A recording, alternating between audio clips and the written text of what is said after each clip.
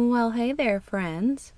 I'm your host, Penny, and this is Criminally Nerdy.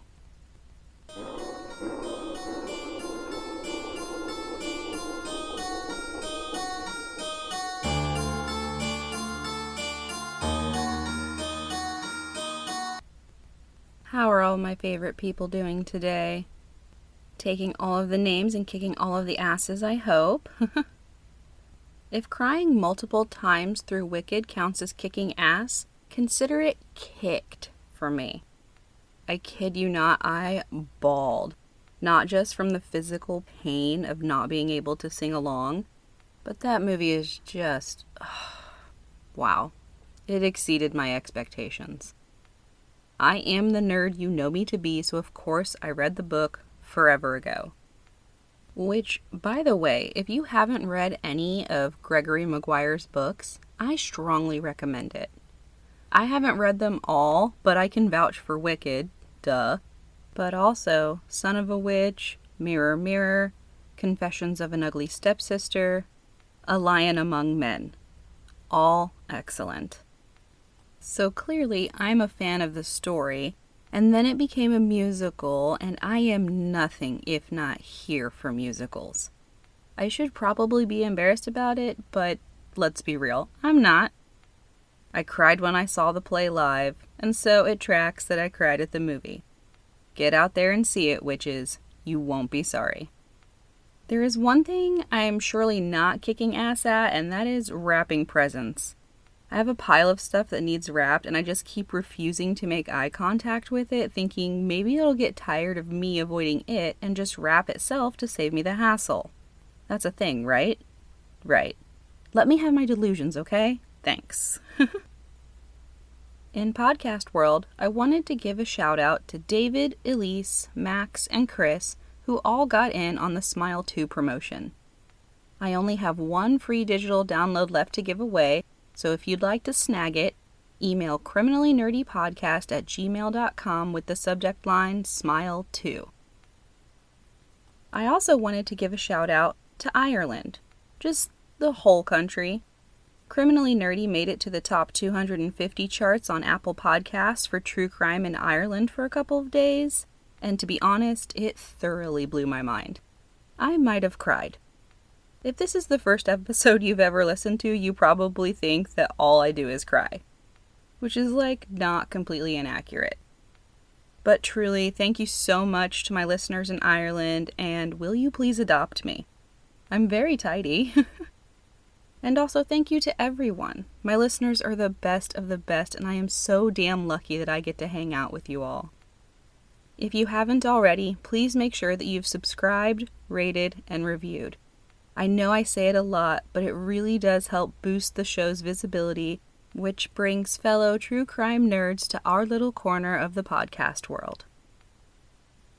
This episode is airing on December 12th, which is National Christmas Jumper Day, National Gingerbread House Day, and tomorrow is Friday the 13th. So, call into work. Tell your boss that you need to take a 4-day weekend to dive into more important things, like hosting a slasher Christmas sweater party, getting your holiday baking on, and all in all, keeping your spooky vibe alive while still embracing the season. If your boss has a problem, no they don't. No one is in the office until January. But if they push, go full Delia Deets. Let them know that if you don't take time to express yourself, you will go insane and you will take them with you. Before we get started, I just wanted to correct 2 things from the previous episode. I misquoted Ed saying that he was a, quote, monstrous butcher in his confession note. What he actually said was, quote, murderous butcher. I also said that Ed was driving Sally Hallett's car at the time he turned himself in. That was incorrect. He did take Sally Hallett's car when he fled from California, but he left it in Reno and rented a car from there. The rental is the vehicle police searched at the time Ed was apprehended. In our last episode, we explored the haunting atmosphere of Santa Cruz, California in the early 1970s, where young female hitchhikers vanished without a trace, only to be found mutilated in ways that made it nearly impossible to determine their identities or cause of death. This gruesome mystery set law enforcement out on the hunt for the elusive killer the media dubbed the Co-Ed Killer. We ended with a shocking twist. A young man named Ed Kemper turned himself in, leaving the world to ask, who the hell is Ed Kemper? Today, we shift our focus to Ed's early life and crimes with little input from Ed himself. We'll sift through the fragments of his disturbing story, using some snippets from later interviews to fill in the gaps. But hold on tight. The truly shocking details of Ed's confession won't come until the final episode, where everything we've uncovered so far will come together in a way that will leave you speechless. Please be warned that in this episode, we will be discussing animal abuse, mutilation, and murder. The next episode will cover these topics in greater detail and will also include sexual assault, necrophilia, and cannibalism, so please listen with care. Some of my sources for this case were crimelibrary.org, the New York Post, the Santa Cruz Sentinel, EdmundKemperStories.com, the ID docuseries Mind of a Monster, The Co-Ed Killer, and the Serial Killers podcast. Before we talk about Ed's childhood, I want to remind you what I've said in the past. Yes, this man did unimaginably horrible things. He is a vile person. Period. But that in no way excuses the abuse he suffered as a child.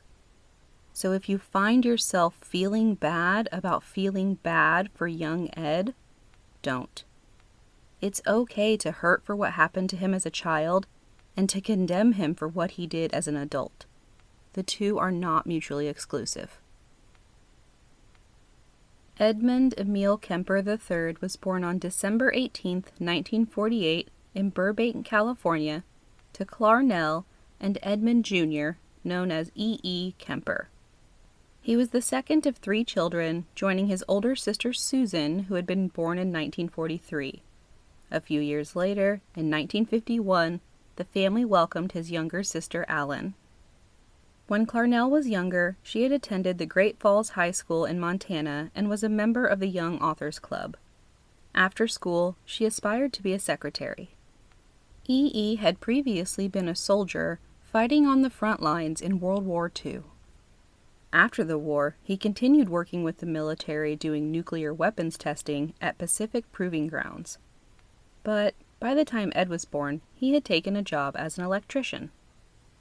Both of Ed's parents were over 6 feet tall, so they were probably expecting their children to be big as well.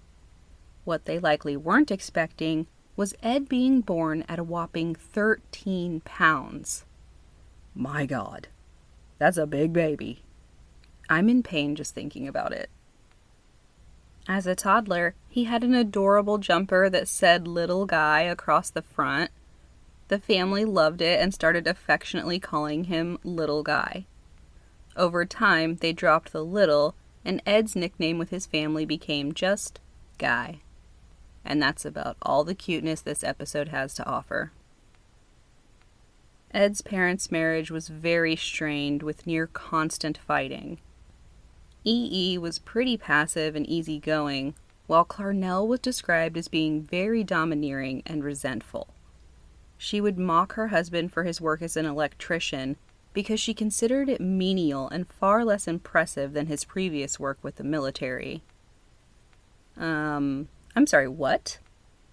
I'm not trying to take away the esteem of a military career at all. It's a very distinguished path. But so is being an electrician. It is a skilled trade that requires a multitude of abilities, including patience, adaptability, and intelligence. Not to mention that E.'s work was very lucrative and, unlike his time in the military, allowed him to be present with his family. But having a loving, present father for her children and a husband who provided for her financially just wasn't enough for Clarnell. She wanted him to be more manly. Insert barf emoji. Yes, I know, the 1960s of it all and gender roles and blah blah blah. But even if I was trying to approach from that mindset, I don't understand what he's doing that isn't manly. Clarnell was downright emasculating towards EE. Ed would later describe her as man-hating, and this extended to her young son. She treated her daughters very well, but purposefully withheld affection from Ed, and would belittle EE anytime she saw him coddling the young boy, saying it would, quote, turn him gay just like the fairy boy down the street. Rage, rage, rage. But she was who she was. She wanted Ed to be the opposite of EE, who she saw as weak. She wanted him to be a real man, so this was her way of toughening him up. Spoiler alert, her tactics of trying to toughen him up would end in the most horrific and gruesome possible way. Despite her constant verbal attacks on EE in front of their children, Ed respected and loved his father. I would say that he grew disconnected from his mother, but it's hard to say if he ever truly felt that bond to begin with based on the reporting of how he was treated as a child. Although Ed was large in stature, he was naturally shy, which made him an easy target for bullies. The constant torment both at school and at home took a toll on his self-esteem and led to poor academic performance despite his obvious intelligence. By the time Ed was 9, EE had had enough of Clarnell's abuse. He separated from her in 1957, and they would later divorce in 1961. Of his marriage to Clarnell, EE said, quote, suicide missions in wartime and the atomic bomb testing were nothing compared to living with Clarnell, adding that she affected him more than the 396 days and nights of fighting on the front did. The separation had a big impact on Ed, who saw his father leaving as a rejection. On top of this, his mother moved them to Helena, Montana, away from any sense of familiarity. It was a difficult move for all 3 children, but in addition to the stress of moving, with EE gone, it was Ed who now got the brunt of Clarnell's anger, which became even worse after the separation when Clarnell began drinking heavily. In their new home in Helena, Clarnell had given both of her daughters their own bedrooms, while Ed was forced to sleep in the cold, dark basement. Ed was afraid of the dark, which is pretty common in young children, so his surroundings left him plagued with nightmares. His sisters would later recall that he would wet the bed and wake up screaming.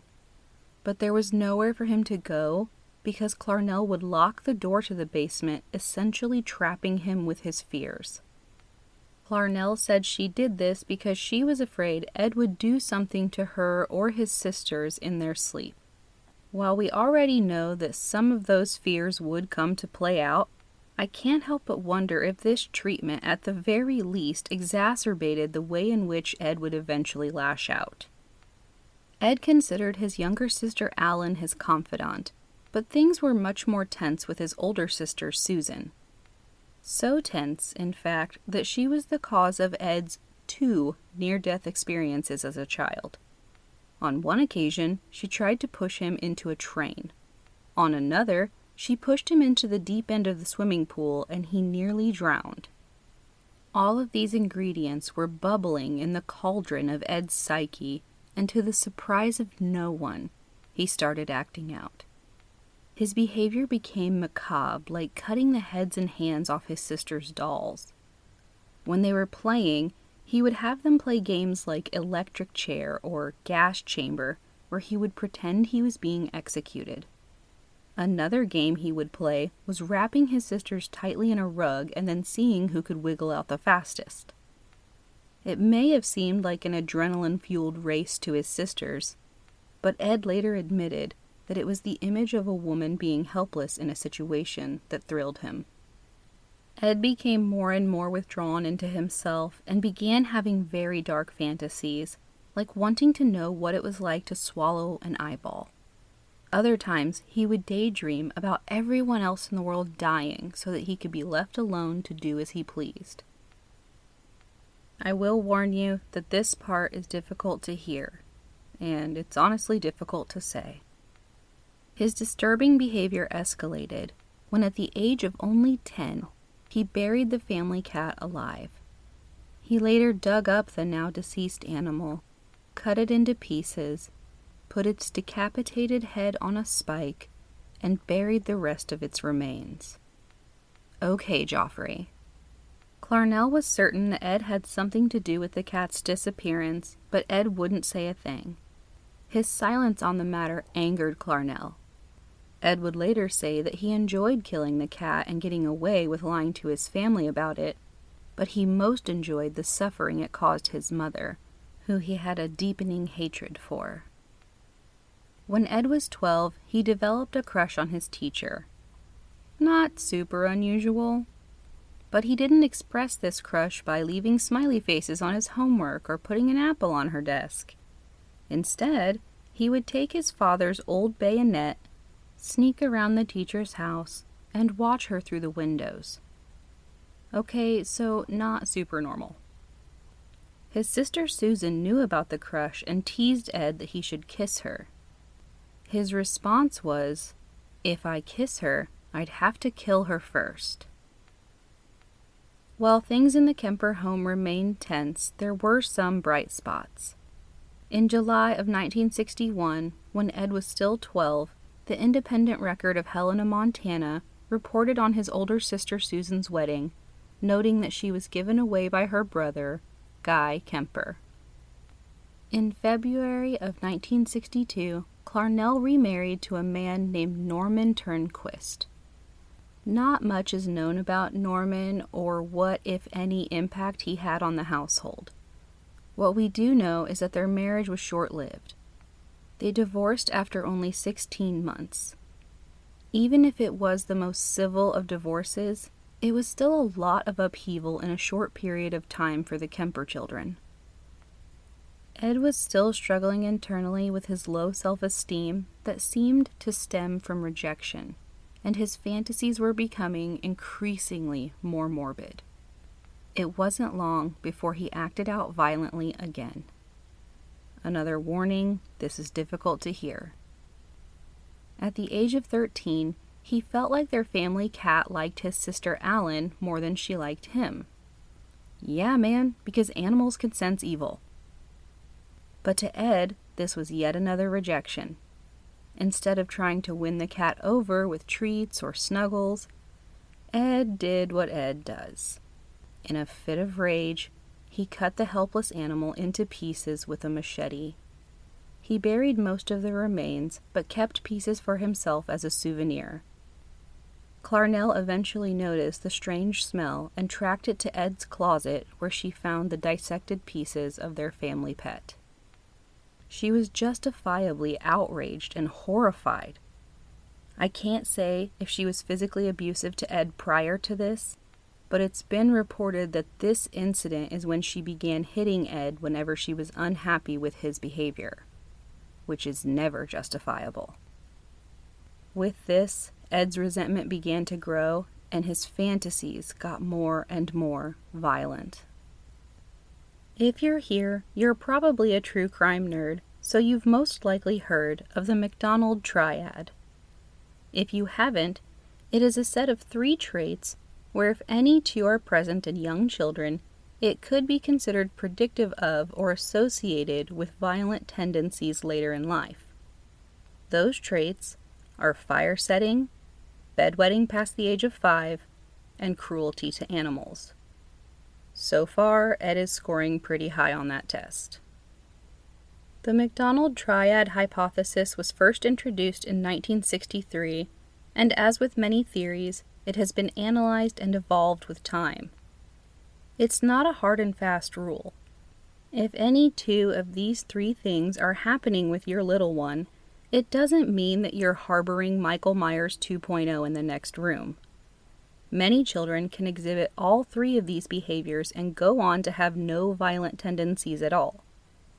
But it is worth noting that further studies of these traits found that what is also closely linked to the likelihood of violent behavior in adulthood are childhood experiences of neglect, brutality, or abuse.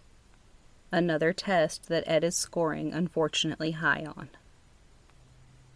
In early November of 1963, Ed went to stay with his father in Van Nuys, California. After being apart for 6 years, Ed was ecstatic to be reunited with the man he had built up so much in his mind. But after only a couple of weeks, E.E. sent him back to live with Clarnell, saying he couldn't afford to keep him. Being back with his mother was Ed's worst nightmare. Clarnell's drinking had continued, making any filter she may have possessed disappear. She immediately resumed her constant verbal abuse, mocking him for his size and shyness, and belittling him for being, quote, a real weirdo. Facing yet another rejection, Ed decided that this time he wasn't going to stand idly by.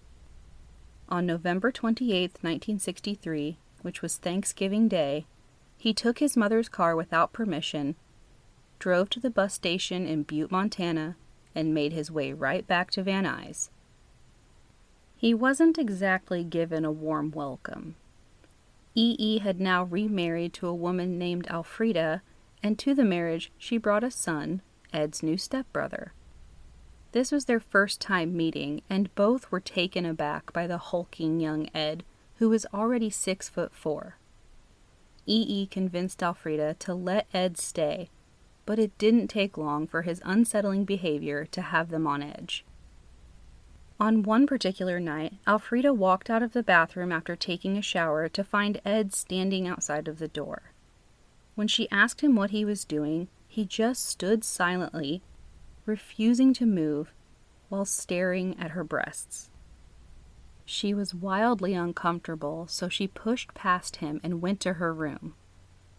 The exchange left her so frightened of what Ed might be capable of that she told E.E. either Ed needed to leave or she would. E.E. was stuck in the impossible position of not wanting to lose his new wife, but also couldn't bear the thought of sending his son back into the hellish environment that he himself had escaped. He decided to reach out to his parents, 72-year-old Edmund Sr. and 67-year-old Maud, to see if they would like to take in their grandson. They agreed that Ed could come live with them, but no one told Ed, and the results of that decision would be absolutely devastating. Just days after his 15th birthday, E.E. took Ed for what he thought was a visit to his grandparents for Christmas. So it was understandably a shock when, after arriving, he was told that he wouldn't be going back home with his father. Ed felt betrayed and was now trapped in an isolated area. And when I say isolated, I mean isolated. We're talking about the 1960s here, and as we know, populations tend to grow. So when the 2020 census says that Norfolk was home to just 3,250 people, I think you can put two and two together as to just how remote this area was. His grandfather, Edmund Sr., had been a steady provider for his family through the years, working for the state of California's highway department, but was now retired. His grandmother Maud wrote children's stories. Little is known about their early life, but it's been said that for the majority of their marriage, Edmund Sr. was a stable partner to Maud. However, the effects of aging had begun to wear on him. He was having memory lapses, finding it difficult to take care of himself, and would sometimes get confused when doing simple tasks. From the way this is described in the reporting, it appears that he was suffering from some sort of cognitive decline. Maud was described as a tough woman, having lived most of her life on the ranch. She would give Edmund Sr. a hard time when he would forget things and tell him to stop acting like a child. This isn't to say that they had a strained marriage or that Maud wasn't a loving wife, but that she simply may not have known how to deal with what her husband was facing, or how bringing a troubled teen in to raise might have been an added stressor. In fact, when E.E. asked them to take Ed in, she was so confident in the decision, believing that she could fix the mistakes Clarnell had made in raising him. But Ed didn't see things the way Maud did. He saw her as controlling and bitter towards his grandfather, and assumed that's what it had been like for their entire marriage, just like his parents' marriage. And though Ed despised his mother, Maud's criticism of her drove a wedge between them because he began to see Maud more and more as being like Clarnell. Adding to the strain on Maud and Ed's relationship was the fact that she wouldn't let him leave the ranch outside of going to school. Once she heard about the incident with Alfreda, she was worried that he would cause trouble if he were to be allowed out alone. At school, Ed's 14-year-old neighbor David Dozier would later recall that they were both in their freshman year when Ed started. He said that Ed was nice, but very quiet, and that he had trouble socially because girls at school would make fun of him for being so tall. So in the little time he was away from the ranch and surrounded by his peers, Ed was still very much alone. His grandfather did his best to bond with him, taking him on hunting trips and even buying him his own rifle. Ed enjoyed the hunting trips with his grandfather, though they were few and far between because of Edmund Sr.'s physical and mental health, but he hated living on the ranch. So again, he started acting out, focusing all of his anger on his grandmother. He began stealing money out of Maud's purse, getting into arguments with her, and doing things to intentionally piss her off. Like when she would ask him to stop staring at her, he would shift into what she called a death glare. Okay, that would piss me off and creep me out too. When she would tell him not to shoot at the birds, he would immediately grab his rifle and go to start shooting them. The tension between Ed and Maud was growing, and Ed was beginning to have increasingly violent fantasies about killing his grandmother. On August 27, 1964, his grandfather went out grocery shopping while his grandmother was sitting in the kitchen working on a short story for Boys Life magazine called Fire in the Cannon. Maud and Ed inevitably got into an argument, and it quickly got heated. Ed stormed out of the kitchen. He grabbed his rifle, which had been taken away because of his refusal to stop shooting at the birds, and went outside. He was going to take the family dog, Anka, to go rabbit hunting, when he heard his grandmother say, "Oh, you better not be shooting the birds again." Warning, this next bit is difficult to hear. Reports vary slightly on the exact sequence of events that happened, so I will give you what Ed has said from later interviews. Ed stopped and looked back at the house. He was just outside of the kitchen and could see Maud still sitting at the table facing away from him. In a split-second decision, he raised his rifle and shot through the screen. He shot her once in the head and twice in the back. After seeing that she had slumped over, he went back inside. He took a towel, wrapped it around her head, drug her body to her bedroom, and placed her in her bed. He then returned to the kitchen for a knife, went back to his grandmother, and proceeded to stab her so forcefully that the knife bent in half. He would later say that he stabbed her because he didn't think she was dead and he didn't want her to suffer. But the brutality and callousness with which he carried out his attack doesn't scream, "I didn't want her to suffer." It screams rage. The variations in reporting are that he shot and stabbed her in the kitchen and then placed her in the bedroom, and the other is that he shot her once in the head and twice in the back. Whatever the sequence may have been, her life was cut tragically short by her own grandson. And unfortunately, she would not be his only victim that day. When his grandfather returned from the store, Ed met him out in the driveway to greet him. His grandfather smiled and waved, and then turned around to start unloading the groceries. When he turned, Ed raised his gun and shot him in the back of the head. He then proceeded to drag his body into the garage where it couldn't be seen. Yeah, that's a lot. Ed had no idea what to do, so he called his mother. He told her what he had done, and she told him to call the police. Even though he loathed her, she was the one he turned to after committing such a horrific crime, and it was her advice that he took. He called the police and told them that he had murdered his grandparents. When the Madera County deputy sheriffs arrived, they were shocked to find the massive young man waiting outside for them to arrest him. He was polite, complied with all of their requests, and answered all of their questions. After he was arrested, he told investigators that he just wanted to see what it felt like to shoot Grandma, and that the only reason he killed his grandfather was because he didn't want him to see what Ed had done to her. He admitted that he didn't get enjoyment out of killing his grandfather, but that it was what needed to be done.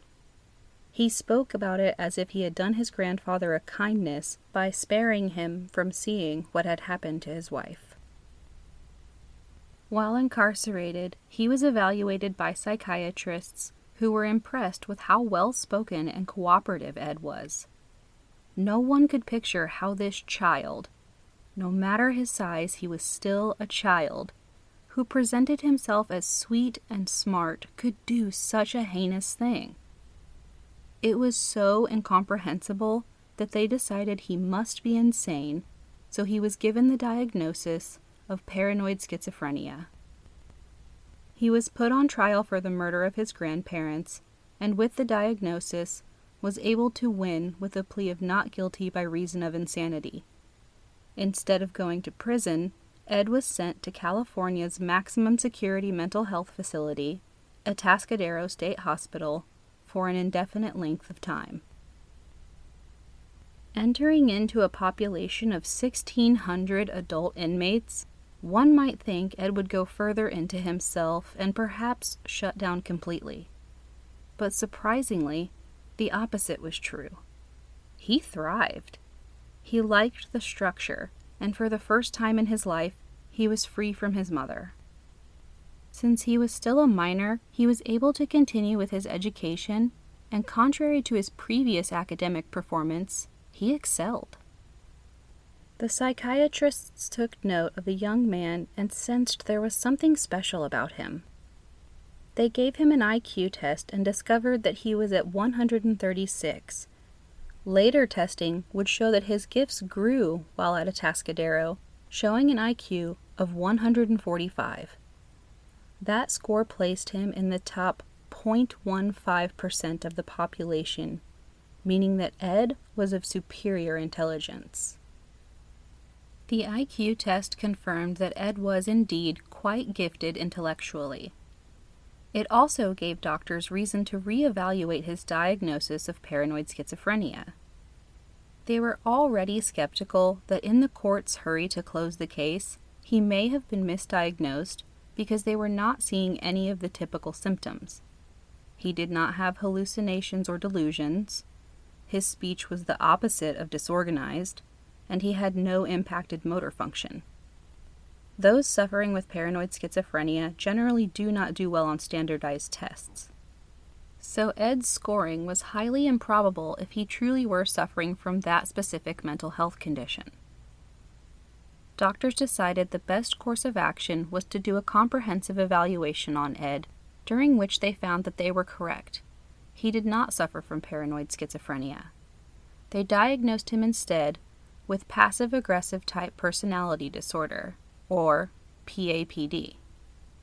PAPD is no longer recognized by the DSM, but rather an umbrella term is used for other specified personality disorder. At the time, it was noted that one of the causes for PAPD is listed as stemming from childhood stimulus like bullying and abuse, and tends to result from environments where children are not safe to express their feelings, especially negative ones like anger and frustration, which we all know Ed was quite boxed in when it came to how he dealt with his feelings out of fear of repercussion from Clarnell. It was also noted that adults with PAPD tend to harbor vindictive intent. The new diagnosis gave doctors hope that they could help Ed overcome his issues and go on to lead a normal life, likely one with great contributions to society given his intelligence. Ed noticed the attention he was getting and went all in on being a model prisoner, student, and patient. Psychiatrists were so impressed with his progress that they allowed him to start working alongside them. It began with small things like clerical work when he was 17. They eventually let him sit in on their interviews with other inmates, and by the time he was 19, they were allowing Ed to score and file psychiatric tests that they had administered to other patients. Of the 1,600 inmates, nearly half were sex offenders, while there were roughly 24 murderers, as well as other violent offenders. Being surrounded by these individuals and knowing some of the most intimate details of what was going on inside of their minds would have scared the pants off of most people. But not Ed. He continued to thrive and became fascinated with the criminal mind. Outside of working with the staff psychiatrists, he joined the Junior Chamber of Commerce at their urging. The program trained young adults in a variety of skills like leadership, business management, professional development, and community service. Being accepted was nothing to turn your nose up at. They had several notable alum like Gerald Ford, Ronald Reagan, Bill Clinton, and Bill Gates. I think this gives some insight as to just how much the doctors at Atascadero believed in Ed and felt that he was destined for success. Though Ed had not, and as we already know, would never, work past his deep disdain for his mother, he had flourished in every other area. By the time he was 20 years old, the psychiatrists felt confident and recommended that he had been rehabilitated and was safe to return to society. He had gone from a rage-filled teenager to a gentle giant, as far as they knew. But we'll talk about that more in part 3. Their recommendation for release had one very strong urging, that he not be released back into the care of his mother, because returning to that hostile environment could cause him to backslide in his progress. On his 21st birthday, December 18, 1969, he was released into the care of the California State Authority, or CSA. They went over the parole requirements that he needed to fulfill, like being enrolled in college courses, but there was one little hiccup. Ed had been institutionalized for the past 6 years. He didn't have the money or the skills needed to find and maintain a place to live on his own. When the CSA contacted his father about taking him in, EE said abso-fucking-lutely not. Maybe not those words exactly, but he had told Ed's stepbrother that if he ever saw Ed near him or his family again, he would kill him. So probably not too far off. His sisters also refused to have anything to do with him, still furious about what he had done to their grandparents. The only other option was a halfway house, but they were all at capacity at the time. The CSA had no choice but to let Ed pick between going to live with his mother or returning to Atascadero. Ed did not want to go back to the facility, and though part of him hated her, he did still have the inherent longing for his mother's approval, so he chose to live with Clarnell. Clarnell was now fresh off of her 3rd divorce, having taken the last name Strandberg from her former husband, and was living in Santa Cruz, California. She worked as an administrative assistant, a job that paid her well and that she actually enjoyed doing. Though her romantic relationships had failed, she had maintained healthy relationships with her daughters and had a small circle of friends. Ed likely thought that if he was going to have to live with his mother, now was as good a time as any. She had a fulfilling career, meaningful connections, and was living in a new city. This could be the perfect time to repair their relationship. Ed moved back in with his mother the day after his release. For the first month or so, everything seemed to be going well. Ed enrolled in community college, and right off the bat, he was making the best grades he had ever gotten. He was applying himself and working towards his ultimate goal of becoming a police officer. Ed had a great deal of respect for police officers and wanted to help impose order on a world he saw as increasingly chaotic. Unfortunately for Ed, he was rejected. You might think it's because of his very, very violent history, but no, that's not why. Santa Cruz had a height limit of 6'5" to become an officer, so Ed was turned away. Which I didn't even know was a thing. Is that still a thing? I need to look it up. Compounding on his most recent rejection, things at home were also starting to decline. It started off easily enough, with Ed and Clarnell having very little conflict, but it didn't last. They started getting into explosive arguments over every little thing. One of their blowouts was a disagreement about whether or not Ed needed to get his teeth cleaned. And look, I get it, dental health is important, but he is an adult. This is not the hill to die on. Ed would later say that if she had been a man, the arguments would have come to blows, but she was his mother and he couldn't bring himself to hit her. He desperately wanted to get away from her control, so he worked a few jobs before landing with, ironically, the state of California's highway department doing road construction. The same job the grandfather he had senselessly murdered worked up until his retirement. For once in his life, Ed's height came as an asset. He enjoyed the manual labor, and his size made tasks that would be difficult for others very easy for him. He hadn't let go of his draw towards law enforcement, though. Since he couldn't become an officer himself, he decided he would get close with them. A friend of his, Jim Connor, who he met while working at a gas station, had recently become an officer. Ed learned that many in law enforcement would stop in at the jury room bar across from the courthouse after work, so Ed started frequenting the bar too. He was friendly with everyone, and though some of the officers considered him to be a nuisance, they came to enjoy having him around. They nicknamed him Big Ed because of his size and because of how much he could put back. On any given night, he would have 5 or 6 beers and up to 7 shots of tequila. He didn't add much to the conversation, he mostly just listened, and some would later admit he kind of acted like an idiot. Ed enjoyed being around them, though, hearing about their days, their theories, and learning more about the inner workings of the criminal justice system. Insert Law and Order, dun dun. Ed had been saving the money he was making at work and had finally gotten enough to escape his mother's grasp. Because he was every bit the model citizen, his parole officer had no problem approving his request to move out of his mother's house and into an apartment in Alameda, California, which was about a half an hour away from Santa Cruz, with a roommate. For the first time at the age of 22, Ed had a taste of freedom. He wanted to date, but had trouble when it came to meeting women. He still had very low self-esteem and was incredibly shy. At one point, he asked Clarnell if she would be willing to set him up with someone his age, since she happened to work at UC Santa Cruz, but she refused. She told him that he acted too much like his father and that he didn't deserve to meet a nice girl. This was obviously hurtful and infuriating, and the hits just kept coming.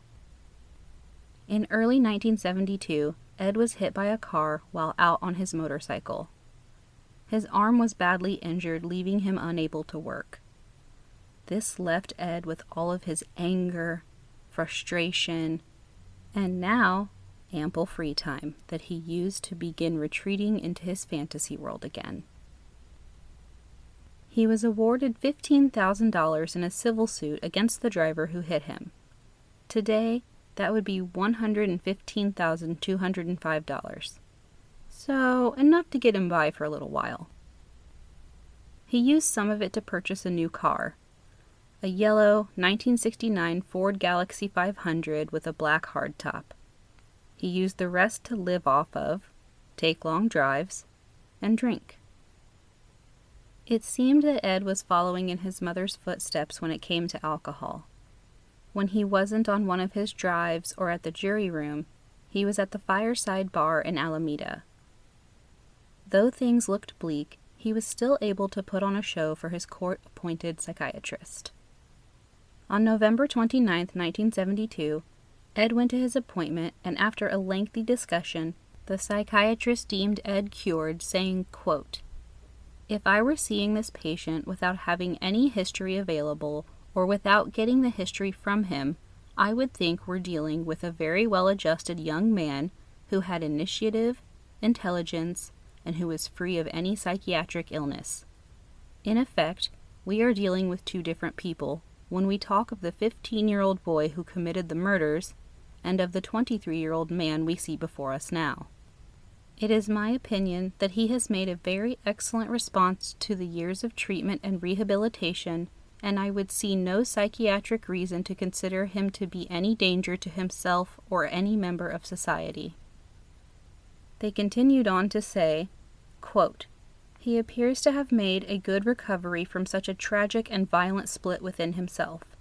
He appears to be functioning in one piece, now directing his feelings towards verbalization, work, sports, and not allowing neurotic buildup within himself. Since it may allow him more freedom as an adult to develop his potential, I would consider it reasonable to have a permanent expunction of his juvenile records." End quote. And with this recommendation, his juvenile records were officially sealed. This could have been a whole new lease on life if Ed had taken advantage of it, but he was already too far gone in his anger. At his mother, at his father, at women, at the countless rejections he had faced. Hell, Ed was angry with the whole damn world. Lacking the drive to go out and look for a new job, it didn't take long before the money ran out. In December of 1972, just a month after being handed his clean bill of mental health, Ed had to do the thing he wanted least in the world, to move back in with his mother. Ed and Clarnell were both drinking heavily and got into explosive arguments often. There was one bright spot in Ed's life, his girlfriend, who we will call Nancy.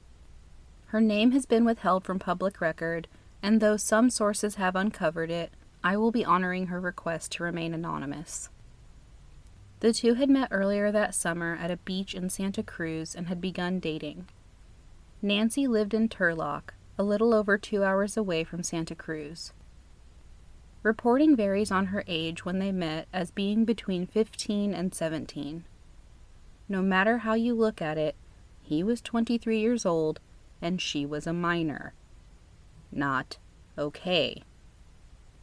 Ed brought Nancy to meet his mother and sister, and the four took a weekend trip to San Francisco.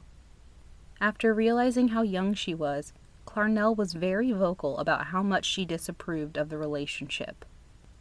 When Ed was still living in Alameda, she would call and harass him to leave Nancy alone, and even showed up at his door to tell him in person how upset she was about the pairing. Her harassment didn't work this time, because Nancy and Ed's engagement was announced on March 29, 1973. Little did Nancy know, just 3 weeks later, Ed's name and face would be splashed across headlines throughout the nation. The same was likely true for Detective Mickey Aluffi. I would imagine it came as quite a shock when he received a phone call from Officer Jim Connor in the early morning hours of April 24, 1973, telling him that the man he had recently seized a .44 caliber firearm from during his investigation into finding the area's elusive co-ed killer was now calling from Pueblo, Colorado, to confess that he had killed his mother. Detective Aluffi acted quickly, arriving at the Kemper home at 5:20 a.m. to investigate further. He and other investigators found the dismembered bodies of Clarnell Strandberg and her best friend Sally Hallett, along with a handwritten confession and items linking Ed to a string of missing and murdered young women in the area. All of the information was relayed back to the Pueblo County PD, who arrested Ed without incident. He confessed to investigators in Colorado, but wanted to talk about the details with Detective Alufi because he felt like they had a rapport. Detective Alufi obliged and made his way to meet Ed in person, having no idea that the confession awaiting him would unravel a web of shocking revelation, each gruesome detail adding a piece to the puzzle that he had been tirelessly trying to solve. And that, my friends, is what we will discuss in our next episode. That's all I've got for you today, my guys, gals, and non-binary pals. Please make sure to rate, review, and subscribe wherever you're listening so that you never miss an episode. If you would like to make a donation to the podcast, there will be a support the show link in the show notes, or you can go to buymeacoffee.com/criminallynerdypodcast. You can find me on Facebook, Instagram, Threads, and TikTok at Criminally Nerdy Podcast. I'm no longer on Twitter, X, whatever, but you can find me on Blue Sky at Criminally Nerdy, or shoot me an email anytime at criminallynerdypodcast@gmail.com. Till next time, keep it nerdy.